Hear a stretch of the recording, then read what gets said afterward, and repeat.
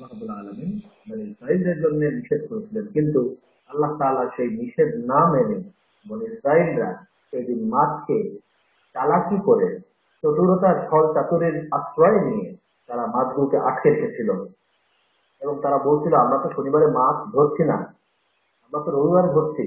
তো হযরত দাউদ আলাইহিস সালাম তাদেরকে বললেন, তোমরা যে ছল চাতুরি করে মাছগুলোকে আটকে রেখেছো, এটা মাছ শিকারেরই শামিল।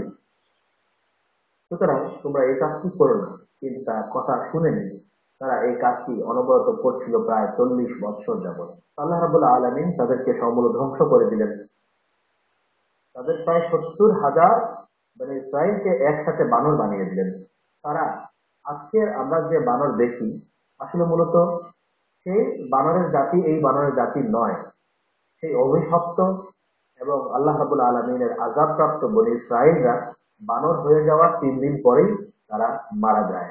তো আসলে দর্শক মন্ডলী, এই আয়াতের পরের আয়াতটি আল্লাহ রাব্বুল আলামিন সূরাতুল বাকারা, অর্থাৎ এই যে সূরার নামটি সূরাতুল বাকারা, বাকারা অর্থাৎ গরু, এই গরুর নামে, গাভীর নামে সূরাতুল বাকারা কেন হলো, আল্লাহ রাব্বুল আলামিন দ্বিতীয় এর পরের আয়াতে ইরশাদ করছেন, আউযু বিল্লাহি মিনাশ শাইতানির রাজীম, বিসমিল্লাহির রহমানির রহিম। وإذ قال موسى لقومه إن الله يأمركم أن تذبحوا بقرة قالوا أتتخذنا هزوا قال أعوذ بالله أن أكون من الجاهلين। মহান আল্লাহ রাব্বুল আলামিন সূরাতুল বাকারার নামকরণ কেন করলেন? আসলে বনী ইসরাঈলের সময় একটি হত্যার ঘটনা ঘটেছিল এবং সেই হত্যার রহস্য উদ্ঘাটন হয়েছিল একটি বাছুর অর্থাৎ গোবৎস জবাই করার মাধ্যমে। সেই ঘটনায় আল্লাহ রাব্বুল আলামিন কোরআনুল হাকীমে বর্ণনা করছেন, ওয়াইজ ক্বালা মূসা লিকওমিহি, যখন মূসা আলাইহিস সালাম তার কওম বনী ইসরাঈলকে বললেন, ইন্নাল্লাহা ইয়া'মুরুকুম আন তাযবাহু বাকারা, আল্লাহ রাব্বুল আলামিন তোমাদেরকে একটি গাভী জবাই করার আদেশ করেছেন। ক্বালু আতাত্তাখিযুনা হুজুয়া, তখন সেই বনী ইসরাঈলরা হযরত মূসা আলাইহিস সালামকে কটাক্ষ করে বলেছিল যে, আপনি কি আমাদের সাথে ঠাট্টা করছেন?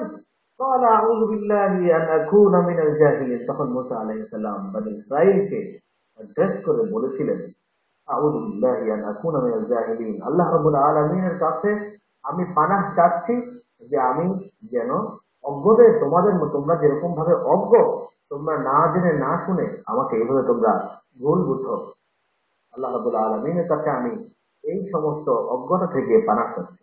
বনী ইসরাঈলের সময় আমির নামে একজন ধনী ব্যক্তি ছিল।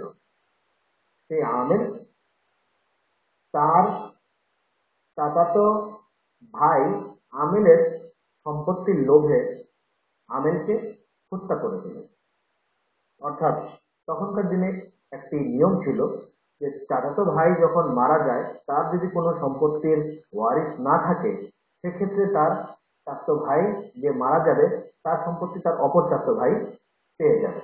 এই সম্পত্তির লোভে আমিরকে সেই ব্যক্তি হত্যা করে। আবার আরেকটি রেওয়ায়েতে এসছে, ইসরায়েলি রেওয়ায়েত, সেই রেওয়ায়েতে এসছে যে আমের একটি খুবই সুন্দর, তখনকার দিনে একটি মেয়েটি খুবই পছন্দ করত, কিন্তু তারই চাচাতো ভাই সেই মেয়েটিকে তার আরেক চাচাতো ভাইও পছন্দ করত। অর্থাৎ একটি মেয়েকে দুজন পছন্দ করত। কিন্তু আমির ছিল সকল দিক থেকে পারদর্শী। যেরকম ভাবে সে জ্ঞানের দিক থেকে পারদর্শী ছিল, তার ছিল পড়াশোনা, সে ছিল একটি বিদ্বান ব্যক্তি, তার ছিল অসংখ্য ধন এবং দৌলত, এবং সমাজে একটি খ্যাতি ছিল। কিন্তু তার চাচাতো ভাই তার এই খ্যাতি, তার এই ধন দৌলত এবং যোগ্যতার কাছে তার বরাবর হতে পারেনি। যার কারণে যে মেয়েটিকে তারা দুজনে মিলে পছন্দ করত, সেই মেয়েটি স্বাভাবিকভাবেই আমিরকে পছন্দ করত। তাতে করে আমিরকে সে না পেতে পারে, সেই তার চাচাতো ভাই সেই মেয়েটিকে যেন বিবাহ করতে পারে, এই জন্যে একটি ষড়যন্ত্র করে আমিরকে হত্যা করেছিল তার চাচাতো ভাই। তার লাশটিকে নিয়ে ফেলে দিয়ে আসলো অন্য আরেকজন বনী ইসরায়েলের যে সর্দার রয়েছে, তাদের মধ্যে 12টি সর্দার রয়েছিল।